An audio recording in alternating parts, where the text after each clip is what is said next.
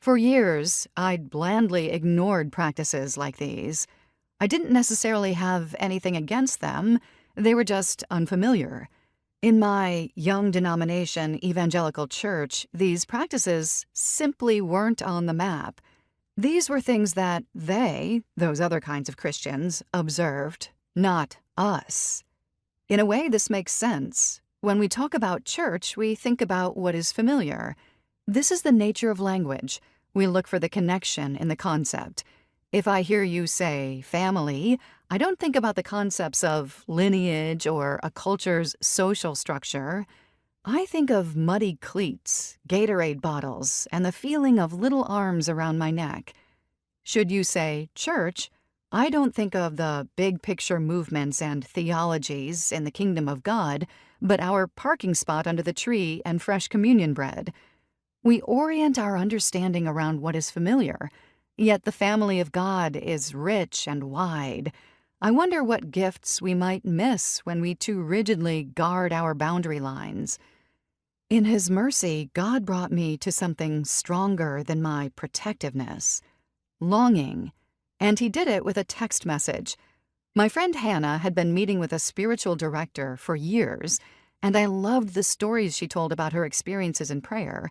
They sounded slow and spacious, filled with God's specific, personal kindnesses to her. I was charmed and curious about spiritual direction, but in a vague sort of way. Then one morning she sent me the contact information for her director, Sherry. "Give it a try," she texted with a thumbs-up emoji. "You're going to like it." Despite feeling a little sheepish, I gave Sherry a call. She was warm and hospitable, more than happy to explain the nuances of the practice to a complete novice like me. In direction, we close the door to the busy world and turn our attention to Jesus, Sherry said. Spiritual direction is a shared prayer practice in which we settle into the presence of God together. There's no rush, no agenda. We listen for the Spirit and follow His lead. As she spoke, I recognized an old, familiar longing, something like homesickness, and trusted the surprising tears in my eyes. "Okay," I said, "let's give it a shot."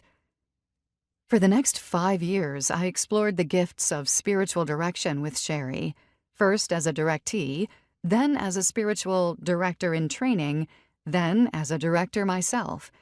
As I did, I was delighted to find the contemplative practices, once so unknown to me, felt familiar. In them, I recognized the presence of the God I knew. This meeting place for prayer felt safe, with the Bible as its backbone and the love of Jesus as its heartbeat. It belonged to the family of God. Unaware, I had stumbled upon part of my heritage.